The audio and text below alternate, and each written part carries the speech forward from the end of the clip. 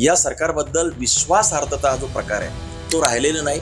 की निवडून कसे आलेत हे सगळ्या जनतेला माहिती आहे. आम्ही 20च आमदार आहे, शिवसेनेचे 20 आमदार आहे, पण या सगळ्या आमदारांना भारी आहोत. एक नैतिकतेचं जे सत्व असतं, बळ असतं, ते जर कुठं शिल्लक असेल तर ते फक्त आणि फक्त उद्धव बाळासाहेब ठाकरे आणि राज ठाकरे यांच्या एकत्र येण्यामुळे दिसत आहे. वारंवार अशा घाणेरडी कामं करायची, पाठीत खंजीर खुपसायचा, सत्तेसाठी आणि काहीतरी मिळवण्यासाठी, उपभोग घेण्यासाठी, भोग घेणारी जी काही मनोवृत्ती आहे, जी काही मानसिक वृत्ती आहे, ती ही वृत्ती आहे. त्यामुळे अशा ह्या वृत्ती समाजानं स्वीकारलेल्या नाही आहेत. आणि म्हणून ही माणसं असतील, यांच्यासोबत गेलेली माणसं असतील, त्यांना पुन्हा उद्धव साहेबांच्याकडे बिलकुल स्थान असणार नाही. सरकारला सरो की पळो करून सोडणारे टटके जर कोणी इथं बसून असेल तर शिवसेनेचे आमदार बसून आहेत. शेतकरीच्या आत्महत्या विदर्भातल्या थांबायला तयार नाहीयेत. शेतकरी अजूनही देशोधडीलाच लागलेला आहे आणि ही देशोधडीला लागल्याची जी भूमिका आहे हे मुख्यमंत्री तसेच निर्विकारपणानं पाहतायत. त्यांच्यासाठी मी जीवाचं रान करेन आणि उद्धव साहेबांची साथ संगत माझ्या शेवटच्या श्वासापर्यंत ठेवीन. नमस्कार, प्राईम टाईम महाराष्ट्रामध्ये मी सुहास आपल्या सगळ्यांचं स्वागत करतो. आपल्या सगळ्या प्रेक्षकांना तर माहिती आहे की हिवाळी अधिवेशन कव्हर करण्यासाठी आमची टीम सगळी नागपूरमध्ये आलेली आहे. आता महाराष्ट्राच्या वेगवेगळ्या ठिकाणावरनं आमदार इथे येत असतात, आपले प्रश्न मांडत असतात. आज हिवाळी अधिवेशनाचा 4था दिवस आहे. काय काय झालंय हे तर आपण बघूच यात, पण आता देखील मी आमदारांना गाठण्याचा प्रयत्न केला, कारण सगळे आमदार जे असतात हे खूप घाईत आहेत, कारण हिवाळी अधिवेशनाला त्यांना पोचायचं असतं. तिथे पोचलं नाही तरी मग पत्रकार पुन्हा प्रश्न विचारतात, का नाही तुम्ही आलात वगैरे. पण तरी बुलढाणा जिल्ह्यातले जे मेहकर तालुका आहे, या मेहकर तालुक्याचे जे आमदार आहेत सिद्धार्थ खरात आत्ता आपल्या बरोबर आहेत. त्यांना म्हणलं, घाईघाईत म्हणलं आपण चाय पे चर्चा तरी करूयात, थोडासा वेळ आम्हाला द्या. त्यांनी तयारी दर्शवली आणि सिद्धार्थ खरात साहेब, तुम्ही खरंच तुमच्या या सगळ्या धावपळीतनं हा वेळ काढला त्याबद्दल मनापासून मी पहिल्यांदाच तुम्हाला धन्यवाद म्हणतो. आणि गप्पांमधनं आपल्याला काही प्रश्न उलगडायचे आहेत. मला काही राजकीय प्रश्न आहेत, पण सगळ्यात ताजा प्रश्न जो आहे की अधिवेशनाचा 4था दिवस आहे. काल उद्धव साहेब अधिवेशनाला त्यांनी हजेरी लावलेली आहे. आणि काल मला उद्धव साहेब आल्यानंतर एक जे वातावरण असतं ना, हे वातावरण सुद्धा बदलल्यासारखं वाटलं. म्हणजे आतापर्यंत जे पहिले 3 दिवस जे बघितलं, एक मरगळ होती अधिवेशनामध्ये, आणि उद्धव साहेब आल्यानंतर एक असं झालं की आता विरोधक आक्रमक होणार, ही एक स्थिती निर्माण झाली. पण तरीही सत्ताधारी जे आहेत ते उद्धव ठाकरेंना कायम लक्ष करतात, टीका करतात की उद्धव ठाकरे काही अशा याला येत नाहीत. म्हणजे कालच ते आल्या त्यांनी पत्रकार परिषद घेतली. मग अधिवेशनात पूर्ण वेळ का नाही आले? जर तुम्हाला एवढा शेतकऱ्यांच्या प्रश्नांवर जर का एवढा कळवळ आहे, तर मग उद्धव साहेब पहिल्या दिवसापासून कुठे होते, असा एक मुद्दा उपस्थित केलाय. या प्रश्नाने सुरुवात करूयात, मग आपण सगळ्या गोष्टींकडे येऊच. जय महाराष्ट्र. धन्यवाद. आज आपण सकाळी चाय पे चर्चा प्रमाणे डिस्कस करतोय. ही गोष्ट खरी आहे की काल आदरणीय आमचे शिवसेना प्रमुख उद्धव साहेब अधिवेशनामध्ये आले आणि संपूर्ण जे काही अधिवेशनामध्ये एक प्रकारचं जे काही चैतन्य निर्माण झालेलं आहे. तुम्हाला सांगतो की माननीय उद्धव साहेब जे आहेत ते महाराष्ट्राचा मानबिंदू आहेत, राजकारणाच्या पलीकडले आहेत. आणि आम्ही त्यांच्या समवेत राजकारणामध्ये असल्यामुळं निश्चितच आम्हाला सगळ्यांना अतिशय आनंद झाला. आमच्याबरोबरच आम्हाला या पक्षाला मानणाऱ्या सगळ्या समस्त जनांना एक प्रकारचा आनंद झाला. आणि ते आल्यामुळे जे विरोधक आहेत, म्हणजे सत्ताधारी आहेत, त्यांना सुद्धा कोणीतरी आलंय, त्यामुळे ते सुद्धा सावध झाले आणि एक प्रकारचं वेगळं वातावरण जे आहे विधानमंडळामध्ये बघायला मिळालं. नक्कीच. आता आपण त्या टप्प्यांवर येऊच यात, म्हणजे सगळे प्रवास आपल्याला उलगडायचेच आहेत. पण आता तुम्ही जसं म्हणलात की ते आल्यामुळे एक चैतन्य आलं आणि एक तुमच्या लोकांमध्ये तर ते आणखीन ते येतच.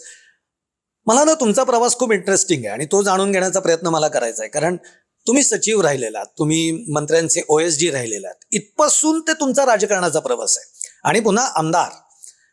तर हा प्रवास समजून घ्यायला मला आवडणार आहे. आणि त्यातला लगेच दुसरा उपप्रश्न म्हणजे की जेव्हा राजकारणात यायची तुमची इच्छा झाली, ती का झाली? आणि ती होत असताना मग शिवसेना ठाकरे गटाचीच निवड का? अतिशय चांगला प्रश्न आहे. बुलढाणा जिल्ह्यामध्ये तारशिवनी एक गाव आहे सिंदखेड राजा तालुक्यामध्ये, जे पूर्वी आमचं मेहकर तालुका होता. अतिशय दुर्गम असं असलेलं ते खेडं होतं आणि एका सामान्य अतिशय गरीब कुटुंबामध्ये, मागासवर्गीय असलेल्या कुटुंबामध्ये माझा त्यावेळेस जन्म झाला. आणि ज्या इतर दुर्गम खेड्यामध्ये जसं वातावरण असतं त्या काळातलं, म्हणजे आता 1971 ते जे वातावरण आहे ते सगळीकडेच खूप म्हणजे अभावग्रस्त असं ते जगणं होतं. त्यामध्ये आमचं बालपण गेलं. जिल्हा परिषदेची शाळा तिथेच होती गावामध्ये. आणि चौथी नंतर मात्र आम्ही 10 किलोमीटर मधल्या आडमार्गानं आम्ही किनगाव राजाच्या शाळेमध्ये 10वी पर्यंत शिकलो. आणि 10वी झाल्यानंतर चांगलं शिक्षण झालं तिथे. संस्कार वगैरे आम्हाला तिथेच मिळाले. तिथून नंतर मी औरंगाबाद म्हणजे आताचं संभाजीनगर इथं जाऊन शिक्षण झालं माझं. तिथे अनेक चळवळी जे काही असतील त्याच्यामध्ये सहभागी होता आलं. आणि हे सगळं करत असताना, सगळे परिस्थितीची चटके वगैरे सहन करत असताना स्पर्धा परीक्षा दिल्या आणि मंत्रालयामध्ये अधिकारी झालो. मंत्रालयामध्ये माझा जो प्रवास आहे तो जवळजवळ 30 वर्षाचा प्रवास आहे. मंत्रालयातले सर्व विभाग, सर्वच्या सर्व विभागामध्ये मी काम केलेलं आहे. मंत्रालय महाराष्ट्राचं पॉवर हाऊस आहे. पॉवर हाऊस आहे. मंत्रालयाशिवाय महाराष्ट्राचं कुठलंच जे पान आहे पुढे हलत नाही. त्या ठिकाणी मी जवळपास 30 वर्ष काम केलं. कक्षाधिकारी, अवर सचिव, उपसचिव, सहसचिव इथपासून ते राज्यमंत्री, कॅबिनेट मंत्री, केंद्रातले राज्यमंत्री यांच्याकडे मी विविध पदावरती विशेष कार्य अधिकारी म्हणजे OSD पासून ते खाजगी सचिव म्हणजे प्रायव्हेट सेक्रेटरी मिनिस्टरचा, असं मी जवळपास 17 ते 18 वर्ष काम केलं आहे. म्हणजे इतका सर्व क्षेत्रातला जो काही प्रदीर्घ अनुभव जो आहे मी संपादन केला. आणि हे सगळं व्यवस्थित चाललं होतं. माझी मिसेस जी आहे डॉक्टर सुवर्णा, ती सुद्धा शासन सेवेमध्ये आम्ही दोघे बॅचमेट आहोत. ती सुद्धा सहसचिव, मी सुद्धा सहसचिव. या सगळ्या असं भोवतालचं चांगलं वातावरण असताना 2022 मध्ये अशी घटना घडली बघा. त्यामध्ये जे काही त्यावेळेस तत्कालीन मुख्यमंत्री आदरणीय उद्धव साहेब मुख्यमंत्री होते. आणि त्या काळामध्ये जी शिवसेना त्यांची होती ती फुटली.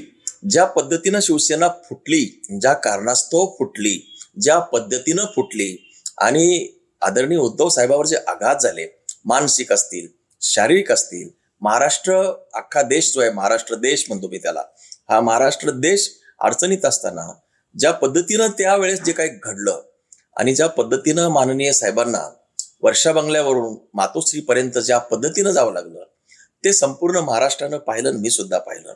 त्यावेळेस मध्ये त्या काळामध्ये मी काही 10-15 दिवस झोपलो नाही, अस्वस्थ राहिलो. माझ्याकडे सगळं होतं तेव्हा, परंतु सगळं असताना सुद्धा मी मात्र अस्वस्थ होतो. याचं कारण महाराष्ट्राला जे काही लागलेलं जे काही ग्रहण होतं ते मला बघवलं नाही. आणि त्यावेळेस मी निर्णय घेतला, मी या माणसाच्या सोबत राहील.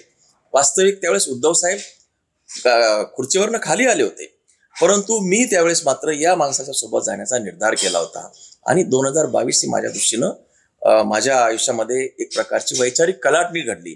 आणि त्यानंतर मग मात्र मी उद्धव साहेबाला मानसिकदृष्ट्या अटॅच झालो. जेव्हा 2024च्या निवडणुका आल्या तेव्हा मदत करायची, सहकार्य करायची किंवा सोबत राहायचं असेल तर निर्णायकपणानं काय करायचं असतं, तर जो काही निवडणुकीचा रणसंग्राम आहे आणि शेवटी तुम्ही जनतेमधून आलं पाहिजे आणि एक प्लॅटफॉर्म लागतं. आणि त्यासाठी मला प्लॅटफॉर्म हवा होता. मी साहेबांना विनंती केली. बरीचशी चर्चा खल त्यावेळी झाला आणि त्यांनी मला निवडणुकीचं तिकीट दिलं. 3 महिन्याचं VRS टाकून मी मेहकरला आलो. 3 महिन्यामध्ये एखादा मनुष्य आमदार होऊ शकत नाही. म्हणजे बऱ्याच राजकीय लोकांचं आयुष्य जातं, आमदारकी मिळत नाही. परंतु साहेबांचे आशीर्वाद आणि लोकांचं प्रेम या सगळ्या गोष्टी पाहता 3 महिन्यामध्ये एका नव्या विधानसभेमध्ये जाऊन एक ऐतिहासिक रेकॉर्ड मी साहेबांच्या माध्यमातून प्रस्थापित केला. मेहकरचा आमदार म्हणून निवडून आलो. क्या बात आहे. हा प्रवास खरं खूप इंटरेस्टिंग आहे. आणि तुम्ही म्हणलात तसं म्हणजे तो काळ मलाही आठवतो, पत्रकारितेमधला आमचाही तो काळ फार महत्वाचा होता. तुम्ही जे म्हणताय की 2022 नंतर मानसिकदृष्ट्या तुम्ही उद्धव ठाकरेंबरोबर जोडले गेलात.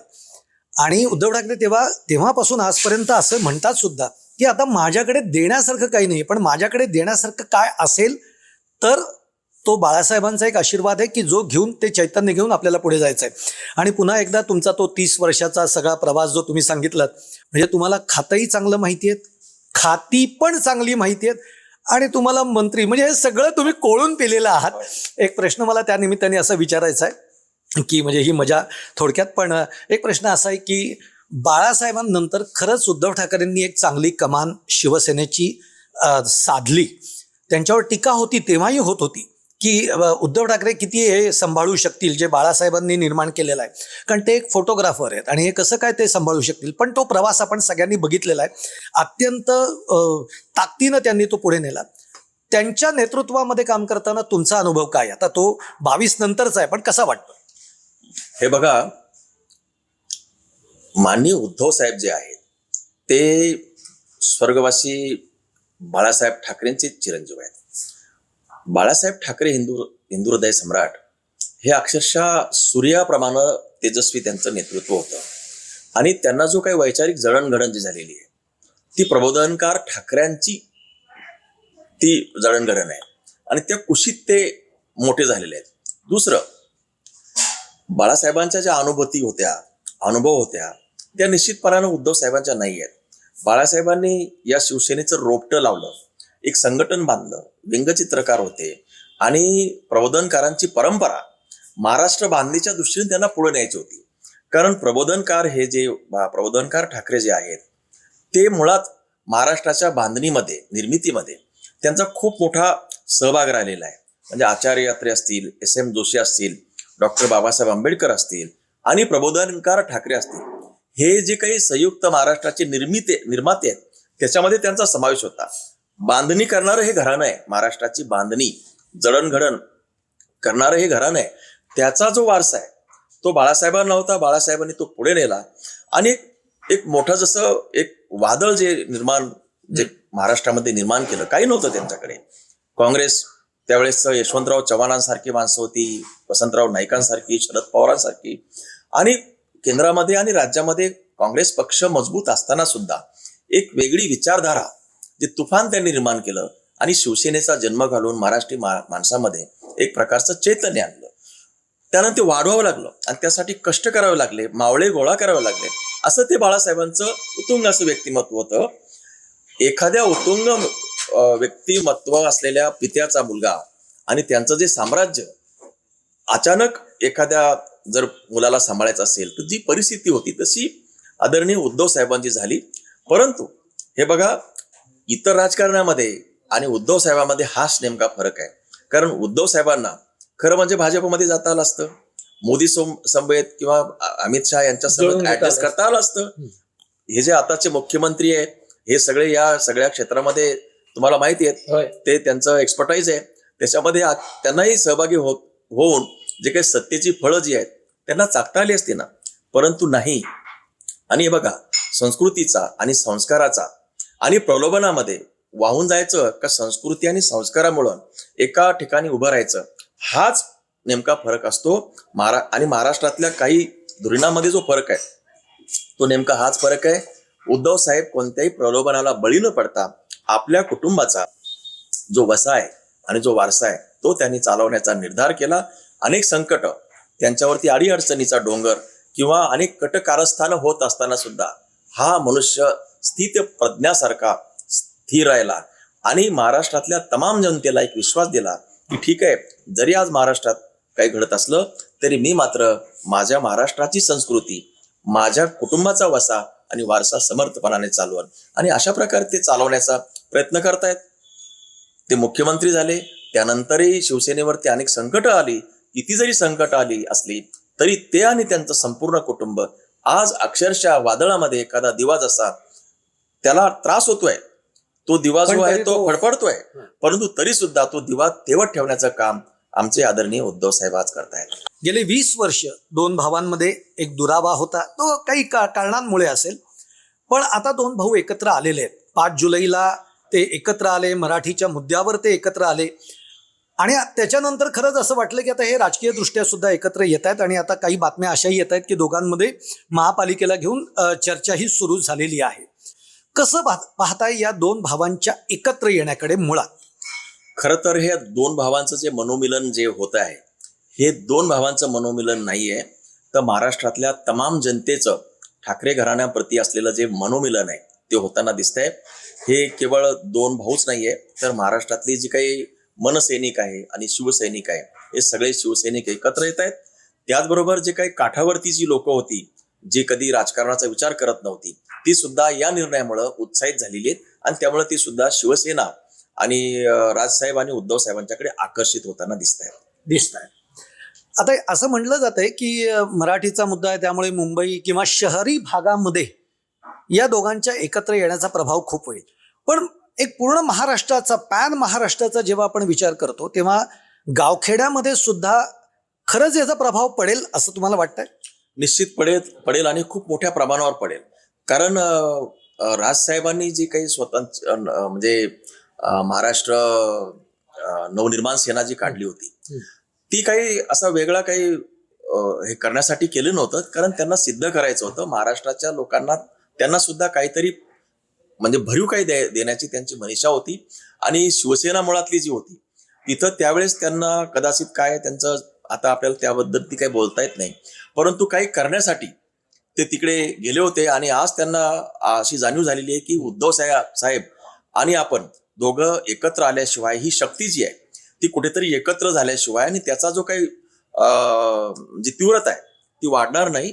आणि जे त्यांना द्यायचं आहे, दोघांना द्यायचं आहे, ही दी डिवायडेड शक्ती जी आहे ती एकत्र करून संपूर्ण महाराष्ट्राला त्यांना एक प्रकारचं काहीतरी नवनिर्माण करून दाखवण्याची इच्छा आहे.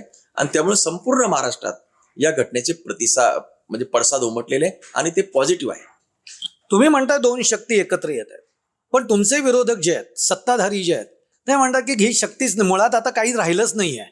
उद्धव ठाकरेंकडे काही राहिलेलं नाही, राज ठाकरेंकडे तर आहेच काय, त्यांच्या बोलण्यापलीकडे त्यांना मतं मिळत नाही आहेत. त्यामुळे अशी काही शक्ती बिक्ती काही प्रभाव पाडणार नाही. तुम्हाला काय वाटतं? नाही, हे बघा, हे जे आता जे बोलतायत, जे आता सत्तेतले हे चुकून सत्तेमध्ये आलेली मंडळी आहेत, यांच्याकडे खरं म्हणजे जनमत राहिलेलं नाही. हिकमती आणि काही युक्त्या, क्लुप्त्या म्हणतो आपण मराठीमध्ये शब्द आहे, हे करून हे महाराष्ट्रामध्ये यांनी सत्ता मिळवलेली आहे. वास्तविक यांना मुळात जनाधारच राहिलेला नाहीये. आणि ज्या पद्धतीनं आजचं सरकार चाललंय, त्यांचं आपसामधली जी काही सुंदोप सुंदी जी तुम्ही पाहतायत, ती जे घडताना बिघडताना तुम्हाला दिसतंय, त्यावरून यांनाच मुळात काही जनाधार राहिलेला आहे. तुम्ही जरा थोडीशी चक्कर ग्रामीण भागामध्ये किंवा महाराष्ट्र मुंबई सोडून बघा. या सरकारबद्दल विश्वासार्हता जो प्रकार आहे तो राहिलेला नाही. ही निवडून कसे आलेत हे सगळ्या जनतेला माहितीये, महाराष्ट्राला माहितीये. त्यामुळं आज जे काही सत्व जे आहे, सत्व ज्याला म्हणतो आपण, राजकारणातलं सत्व, समाजकारणातलं सत्व, कर्तृत्वातलं सत्व, एक नैतिकतेचं जे सत्व असतं, बळ असतं, ते जर कुठं शिल्लक असेल तर ते फक्त आणि फक्त उद्धव बाळासाहेब ठाकरे आणि राज ठाकरे यांच्या एकत्र येण्यामुळे दिसतंय. आता एक प्रश्न मला असा विचारायचा आहे तुम्हाला की तुम्ही आता राज ठाकरे म्हणजे दोन भाऊ मधल्या काळामध्ये इतके वेगळे झाले होते, ते आता एकत्र येत आहेत. मग उद्या जर का समजा एकनाथ शिंदेंनाही असं वाटलं की चुकलं बुवा, आपलं आपण जे काही सगळं केलं हे चुकलं, आज एकनाथ शिंदेच्या बरोबर जे मंत्री आमदार बाहेर पडले ते जरी उद्या आले मातोश्रीकडे आणि ते जर म्हणले की साहेब आमचं चुकलं, तर तुम्ही त्यांना परत घ्याल? नाही, असं आहे की तुम्ही त्यांचं नाव घेतलं शिंदे साहेबांचं. शिंदे साहेब हा व्यक्ती नाही, ही वृत्ती पण नाही, ही प्रवृत्ती झालेली आहे. वारंवार अशा घाणेरडी कामं करायची, पाठीत खंजीर खुपसायचा, सत्तेसाठी आणि काहीतरी मिळवण्यासाठी, उपभोग घेण्यासाठी, भोग घेणारी जी काही मनोवृत्ती आहे, जी काही मानसिक वृत्ती आहे, ती ही वृत्ती आहे. त्यामुळे अशा ह्या वृत्ती समाजाने स्वीकारलेल्या नाही आहेत. आणि म्हणून ही माणसं असतील, यांच्यासोबत गेलेली माणसं असतील, त्यांना पुन्हा उद्धव साहेबांच्याकडे बिलकुल स्थान असणार नाही. कारण ही प्रवृत्ती आहे, ही व्यक्ती नाही, ही प्रवृत्ती आहे. ही अशी प्रवृत्ती असलेली माणसं आम्हाला नको आहेत, शिवसेनेला अजिबात नको आहेत. शिवसेनेला अशी प्रवृत्तीची माणसं नको आहेत. एक टीका अशी पण होते की उद्धव ठाकरे दरबारी राजकारण करतात, ते मातोश्रीवर बसून असतात, ते कुठं बाहेर फिरत नाहीत, बांधावर जात नाहीत, त्यांना शेतकऱ्यांचे प्रश्न माहिती नाहीत. काय बोलाल याच्यावर?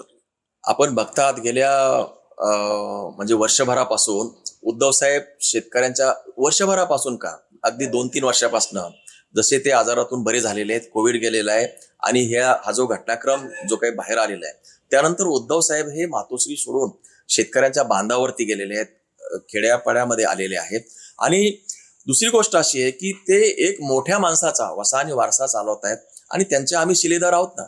आणि प्रत्येक ठिकाणी उद्धव साहेबांनीच आलं पाहिजे याची आवश्यकता नाही. मग आम्ही काय कामाचे आहोत? आणि तुम्ही बघत असाल, आज अधिवेशन आहे, आम्ही 20च आमदार आहे, शिवसेनेचे 20 आमदार आहे, पण या सगळ्या आमदारांना भारी आहोत. हे मी तुम्हाला या ठिकाणी सांगतो. 20 आमदार जे आहेत हे फडणवीस सरकारच्या सगळ्या आमदारांना भारी आहोत. कारण सगळ्यात शेवटी बसणारे, सरकारला सरो की पळो करून सोडणारे, शेतकऱ्यांच्या प्रश्नावर, बेरोजगारीच्या प्रश्नावर आणि महाराष्ट्राच्या एकूण विकासाच्या प्रश्नावर आज जर डटके जर कोणी इथं बसून असेल तर शिवसेनेचे आमदार बसून आहेत. आणि म्हणून उद्धव साहेबांनी प्रत्येक वेळी पुढे असलं पाहिजे, त्यांनीच केलं पाहिजे. कारण आम्ही कशासाठी आहोत? शेवटी आम्ही जे काही शिलेदार आहोत, आमदार आहोत, त्यांचे कार्यकर्ते आहोत, सक्षम आहोत. त्यामुळे त्यांनी प्रत्येक वेळी त्यांनी उतरण्याची आवश्यकता नाही. जिथं आवश्यक आहे त्या ठिकाणी उद्धव साहेब इनिशिएट करतात, ते पुढाकार घेतात आणि शेतकऱ्याच्या असेल किंवा कुठल्याही प्रसंगावरती ते पुढे असतात. तुम्ही हिंदुत्व सोडलं अशी टीका तुमच्यावर होते. तुम्ही जसं काँग्रेस बरोबर राष्ट्रवादी बरोबर गेलात तेव्हापासून तुम्ही हिंदू हृदय सम्राट बाळासाहेब ठाकरे असं लिहिणं सुद्धा सोडलं, म्हणणं सुद्धा सोडलं. तमाम माझ्या हिंदू भगिनींनो, भावांनो असं तुम्ही सभेतनं बोलायचात, ते देखील आता बोलणं सोडलं आणि त्यामुळे तुम्ही हिंदुत्व सोडलं अशी एक टीका तुमच्यावर होते. हे बघा, हे जे हिंदुत्वाच्या संदर्भात जे काही परिभाषा करतायत त्यांना मुळात हिंदुत्व हा जो विषय मुळात समजलेला नाही. मग हिंदुत्व म्हणजे काय? मी सांगतो ना, महाराष्ट्रातलं जे हिंदुत्व जे आहे ते मध्ययुगीन संतांनी निर्माण केलेलं हिंदुत्व आहे. काय आहे तो हिंदुत्व? प्रस्थापितांच्या विरुद्ध संघर्ष आहे. जे काही समाजामध्ये धर्माच्या नावानं किंवा ज्या काही सामाजिक चालीरीती अन्याय असतील, अत्याचाराच्या विरुद्ध बेतोड सडेतोडपणानं पुढे येणं आणि आपली भूमिका मांडणं. संत ज्ञानेश्वरांनी काय केलेलं आहे? प्रस्थापितांच्या विरुद्ध संघर्ष केलेला आहे. नामदेवांनी काय सांगितलं? एकता बंधुता सांगितलेली आहे. धर्माच्या नावानं जे अवडंबरं चाललेली अवडंबरं ती त्याच्या विरुद्ध प्रतिरोध केलेला आहे. संत तुकाराम महाराजांनी काय सांगितलेलं आहे? हे महाराष्ट्राचं सम्राट बनणं सोडून का दिलं? हो, ते आहेतच ना. हे महाराष्ट्राचं हिंदुत्व हे संतांनी सांगितलेलं हिंदुत्व आहे. महाराष्ट्राच्या ध्यानी मनी रुतलेलं ते हिंदुत्व आहे. तेच प्रबोधनकार ठाकरेंनी सांगितलं, ते स्वर्गीय बाळासाहेब ठाकरेंनी सांगितलं आणि तीच परंपरा उद्धव साहेब घेऊन चालले. यांना हिंदुत्व म्हणजे शेंडीचं हिंदुत्व पाहिजे, सोहळ्याचं ओवळ्याचं हिंदुत्व. ते हिंदुत्वच नाहीये ना. अहो, ते महाराष्ट्रानेच नाकारलेलं हिंदुत्व आहे. आणि म्हणून उद्धव साहेबांना या अशा शेंडीधारी किंवा सोहळ्याचं जे हिंदुत्व आहे ते आम्ही नाकारलेलं आहे. जिथं माणुसकी आहे, जिथं मानवता आहे, जिथं मानव कल्याण आहे, ते सगळं हिंदुत्व जे आहे ते उद्धव साहेबांनी पकडलेलं आहे. आणि म्हणूनच आज म्हणजे अक्रॉस, ज्याला काय म्हणू आपण, समाज अक्रॉस धर्मच्या पलीकडे उद्धव साहेबांना मान्यता मिळते, स्वीकारार्हता मिळते. आणि म्हणून साहेबांचं हिंदुत्व जे तेच हिंदुत्व आहे. हे जे सो कॉल्ड हिंदुत्व सांगतात आणि वागतात वेगळं, ह्याच्यामुळे हे दांभिक आहेत. साहेबांचं जे हिंदुत्व आहे मराठी मनाला माणसाचं, महाराष्ट्राचं हिंदुत्व ते सांगतायत. आता गेले 4 दिवसामध्ये या हिवाळी अधिवेशनामधनं विदर्भकरांना काही मिळालेलं आहे का? हे सगळं आपण साहेबांना विचारूयात. साहेब, अधिवेशन तर 4 दिवस झाले, म्हणजे खरं त्यातला एक दिवस आपण अर्धा दिवस सोडून देऊया. पण तरी या 3 दिवसामध्ये खऱ्या अर्थाने विदर्भाच्या प्रश्नांवर, शेतकऱ्यांच्या प्रश्नांवर, कारण आज अतिवृष्टी झालेली आहे, शेतकरी अडचणीत आहे, यावर खऱ्या अर्थाने सरकारकडनं काही मांडलं गेलंय असं वाटतंय तुम्हाला? बिलकुल नाही. कारण महाराष्ट्रामध्ये जी अतिवृष्टी झाली त्या पार्श्वभूमीवरती माननीय मुख्यमंत्री महोदयांनी ऑक्टोबरमध्ये जी घोषणा केली त्याच्या पलीकडं या अधिवेशनात दुसरं काही होणार नाही. हे अधिवेशन जे आहे एक प्रकारचा फार्स आहे. पुरवणी मागण्या ज्या असतात, कारण सरकारला खर्च करायचा असतो, त्याच्यासाठी ज्या पुरवणी मागण्या असतात त्याला विधानमंडळाचं सहमती लागते, त्याला स्टॅम्पिंग लागते. आणि त्यासाठी एक त्याला फॉर्मॅलिटीचा भाग म्हणून त्यांनी अधिवेशन या ठिकाणी घेतलेलं आहे. 6 दिवसामध्ये काहीच होत नाही. दुसरं असं, जे काही विरोधी पक्षातले आम्ही लोक जे काही सरकारला विचारतोय शेतकऱ्याच्या अनुषंगानं, कोणत्याही प्रश्नाचं उत्तर समाधानकारकपणे द्यायला सरकारचा कोणताही मंत्री या ठिकाणी सक्षम नाहीये, तो तयार नाहीये, त्याची तयारी पण नाहीये. त्यामुळं हे जे अधिवेशन झालेलं आहे यामध्ये शासनाची अतिशय, त्यांच्या सगळ्याच मंत्र्यांची आणि एकूणच शासनाची उदासीनता दिसून आलेली आहे. आणि म्हणून हे ज्याचा उद्देश आहे या अधिवेशनाचा तो असफल झालेला आहे शासनाच्या बाजूनं. विरोधकाच्या पातळीवरती आम्ही मात्र आम्ही लावून धरलेला. आता एक प्रामुख्याने मुद्दा येतो, म्हणजे मलाही तो समजून घ्यायला आवडेल की सातत्याने जेव्हा आपण विदर्भाचा विषय बोलतो तेव्हा सोयाबीनचा एक प्रश्न येतो, कापसाचा प्रश्न येतो, त्यांच्या हमी भावाचा प्रश्न येतो. हा नेमका गोंधळ काय आहे? म्हणजे हे तुम्हीच आम्हाला समजून सांगा असं माझं खरं तर म्हणणं आहे. नाही, मी सांगतो तुम्हाला, कितीही सरकार येऊ जाऊ हा प्रश्न कायम राहतो. नाही, हा अतिशय महत्वाचा मुद्दा आहे. खरं म्हणजे हा जो प्रश्न आहे तुम्ही सरकारपर्यंत पोहोचवाच. म्हणजे हे आज हे विदर्भामध्ये अधिवेशन होते. विदर्भ हा पूर्वीचा मध्य प्रांत होता, तो महाराष्ट्राला जोडलेला आहे आणि याला आता जवळपास 60-65 वर्ष झालेली आहेत. विदर्भ जसाच्या तसंच आहे, त्याचे प्रश्न सुद्धा तसेच आहेत. विशेषतः शेती क्षेत्राशी संबंधितले सगळेच्या सगळे प्रश्न हे तसेच राहिलेले आहेत. मी एक सांगतो, शेतकऱ्यांना तुम्ही काही देऊ नका, तुम्ही फक्त त्यांच्या शेतमालाला उत्पादन खर्चावर आधारित किंमत द्या.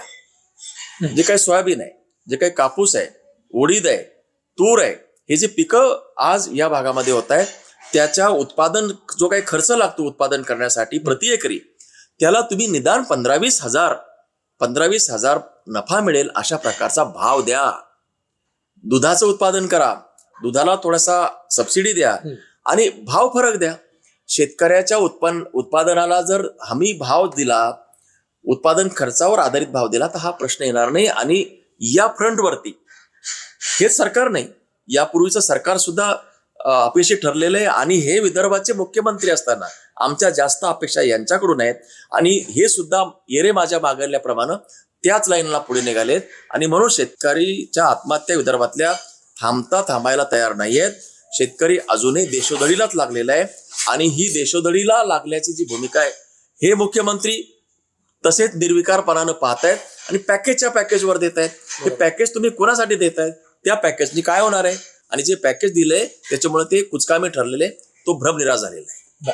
आता अगदी वेळेअभावी शेवटचा मी एक प्रश्न घेतो, तो एकत्रित म्हणून मी घेतो की खरंच आता हा महाराष्ट्राचं राजकारण हे कोणत्या दिशेने किंवा हा महाराष्ट्र आता कोणत्या दिशेने चाललाय असं तुम्हाला वाटतं? या सगळ्यामध्ये, या राजकारणामध्ये तुम्ही स्वतःला कुठे बघताय? हा माझा एक प्रश्न आहे. कारण मी असं का विचारतोय हा प्रश्न, तर तुमच्या तालुक्यामधनं ज्या पद्धतीचा तुमचा गेल्या 3-3.5-4 वर्षातला जो प्रवास बघतोय, तो इतका पॉझिटिव्ह दिशेने गेलेला आहे की अगदी आज तुमच्या याच्यामध्ये मतदारसंघामधले जे मंत्री आहेत त्यांचा देखील तुम्ही पराभव केलेला आहे. त्यामुळे पुढच्या राजकारणामध्ये तुम्ही स्वतःला कसं बघताय, काय करू पाहताय तुम्ही तुमच्या एकूण तालुक्यासाठी किंवा विदर्भवासियांसाठी? मी महाराष्ट्राच्या आजच्या राजकारणात मध्ये जरी हे जे काही गढूळ पाणी तुम्ही म्हटलात ते निर्माण झालं असलं तरी हे जे गढूळ पाणी आहे ते काही कालानं निश्चितपणानं खाली बसणार आहे. महाराष्ट्राचं राजकारण निश्चित एका दिशेनं, ज्या दिशेनं जायला पाहिजे त्याच दिशेने जाण्याची आशा मला दिसते आहे. हे बघा, आज भारतीय जनता पार्टी जरी असेल तर त्यांच्याकडे एक वेगळी विचारधारा, एक स्वतंत्र विचारधारा, ती तुम्हाला पटो अथवा न पटो त्यांची विचारधारा आहे. राष्ट्रीय काँग्रेस जी पक्ष आहे त्याला सुद्धा स्वतःची एक विचारधारा आहे आणि उद्धव साहेबांचा जो शिवसेना पक्ष आहे त्याला सुद्धा अतिशय चांगली समृद्ध अशी विचारधारा लाभलेली आहे. विचाराचा वसा आणि वारसा देखील या पक्षाला, या कुटुंबाला आहे. त्यामुळं जे राजकारण या 2-3 पक्षामध्ये आहे ते विचाराचं राजकारण आहे, आचाराचं राजकारण आहे, एका मूल्यावर आधारित राजकारण आहे. पण मधल्या काळामध्ये ही जी भेसळ झाली, ही जी काय त्याला म्हणू आपण, ही जी अफलातून भेसळ झाली, जी महाराष्ट्राने कधी कल्पना सुद्धा केली नाही, ही जे भेसळीचं जे काही उपटसुंब राजकारण मधातलं आलं ते महाराष्ट्रातल्या कोणाच्याही ध्यानीमनी नसलेलं राजकारण आहे. ती माणसं असेल, त्यांची नीती असेल, त्यांची नीतिमत्ता असेल, ही कधीच कोणाला आवडणारी नाही. आणि आज जे काही सो कॉल्ड हे 2-3 पक्ष मधात जे काही उभे राहिले त्यांना काहीच नाही. मला त्यांच्या त्या प्रमुखाला तुम्ही महाराष्ट्राची मागची लेगसी काय आहे, कोणती विचारधारा आहे आणि कुणीकडे घेऊन चालला तुम्ही विचारा. अहो, हे फक्त खोके, बोके, त्याच्यानंतर पैसा, संपत्ती, कमिशन, त्यांचे बॅग्स, त्याच्यामध्ये आढळणारी पैशाची बंडलं, याच्यावरतीच हे यांचं सगळं काही जे तुम्ही दिसताय अतिशय हिडीस आणि घाणेरडं जे काही किळसवानं जे दृश्य आहे हे दिसतंय. माझ्या मतदारसंघामध्ये तुम्ही म्हणताय मेंदी सेनेची एकमेव मंत्री माझ्या मतदारसंघातून जात आहेत. हे बघा, यांना लोकांनी नाकारलेलं आहे आणि म्हणूनच लोकांनी मला स्वीकारलेलं आहे. माझं कर्तृत्व म्हणण्यापेक्षा यांचं कर्तृत्वावर लोकांचा विश्वास राहिलेला नाही. मला जे शक्य आहे, मी जे काही माझ्याच्यानं विरोधी पक्षात आहे आज, जेवढं मला शक्य आहे तेवढं मी करण्याचा प्रामाणिक प्रयत्न माझ्या हातून निश्चितपणानं मी करणार आहे. आणि मला जे काही भविष्य आहे महाराष्ट्राचं, विशेषतः राजकीय पक्षाचं, अतिशय चांगलं दिसतंय. उद्धव साहेबांचं भवितव्य खूप सुंदर आहे आणि महाराष्ट्रातल्या जनतेला पुन्हा तो वैभवाचा काळ सुवर्ण काळ निश्चितपणाने येईल याबद्दल मी आशादायी आहे. अगदी एक शेवटचा प्रश्न थोडक्यात उत्तर द्या मला, कारण तुमच्या या बोलण्यातनं मला तो सुचला म्हणून, की भविष्यामध्ये उद्धव ठाकरेंची साथ तुम्ही सोडणार नाही असं तुम्ही सांगू शकाल का? कारण हल्ली कसं आहे, किती वर्ष बाबा विरोधात राहायचं. आता प्रत्येकाला असं वाटतं ना की आपल्याला आता पुढचे 10 वर्ष विरोधात राहावं लागेल. म्हणून म्हणलं की असं तुम्ही म्हणू शकाल ठामपणाने की उद्धव ठाकरेंबरोबरचाच माझा प्रवास सुरू आहे? होय, मी ठामपणानं या ठिकाणी आश्वासित करतो की माझ्या यानंतरची जी काही राजकीय सामाजिक वाटचाल आहे ती कायमपणानं आदरणीय उद्धव साहेबांच्या समवेतच राहील. कारण मला सांगतो, मी सगळं माझ्या आयुष्यामध्ये अनुभवलेलं आहे, वैभव पाहिलेलं आहे. मी आपल्याला सांगितलं 18 वर्ष विविध मंत्र्यांच्याकडे, केंद्रीय मंत्र्यांच्याकडे सुद्धा मी खाजगी सचिवासारखी कामं केली आहे. मी एक साध्या घरातला, एक अतिसामान्य कुटुंबातला एक जो काही आलेला जो व्यक्ती आहे, मला सगळं मिळालेलं आहे. उद्धव साहेबांनीच मला जो काही जनतेचा जो आशीर्वाद माझ्या गळामध्ये त्यांच्यामुळेच मला मिळालेला आहे. जी लोक कृतज्ञ झाली आहे त्या कृतज्ञ होणाऱ्यामध्ये निश्चितपणे नसणार आहे. साहेबांना माझ्याकडून जेवढी काही मदत करता येईल त्यांच्यासाठी मी जीवाचं रान करेन आणि उद्धव साहेबांची साथ संगत माझ्या शेवटच्या श्वासापर्यंत ठेवीन, हा विश्वास मी या ठिकाणी देतो. सिद्धार्थ खरात साहेब, तुम्ही खरंच आम्हाला वेळ दिलात. आणि एवढा वेळ म्हणजे खरं तुम्ही म्हणला होता 10 मिनिटात आटपूयात, पण आपला बराच वेळ तसा गेलेला आहे. पण एवढा धावपळीच्या याच्यामध्ये वेळ दिला त्याबद्दल मनापासून आभार. हे होते आमदार सिद्धार्थ खरात साहेब. आणि काय म्हणूयात, म्हणजे त्यांचा जो प्रवास आहे एका सचिवापासून ते राजकारणापर्यंत, पण हा सगळा प्रवास करत असताना तत्व, संस्कृती, संस्कार हे राजकारणामध्ये सुद्धा जपता येतात हे त्यांनी त्यांच्या प्रवासामधनं दाखवून दिलेलं आहे. आणि त्यांना आपल्या शुभेच्छा आहेत पुढच्या वाटचालीसाठी. इथंच थांबूयात. पाहत राहा प्राईम टाईम महाराष्ट्र.